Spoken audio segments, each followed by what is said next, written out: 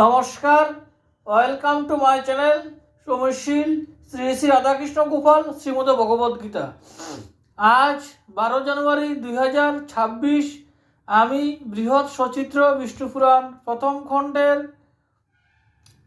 সপ্তম অধ্যায়ের মানব সৃষ্টি, রুদ্রাদি সৃষ্টি ও চতুর্বিধ প্রলয় বর্ণনের 28 পৃষ্ঠার কিছু অংশ পাঠ করছি।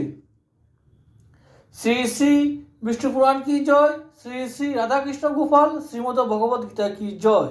রাধে কৃষ্ণ, রাধে কৃষ্ণ, রাধে কৃষ্ণ। যজ্ঞের ঔরসে আর দক্ষিণা জঠরে, দ্বাদশ তনয় জন্মে জানিবে অন্তরে,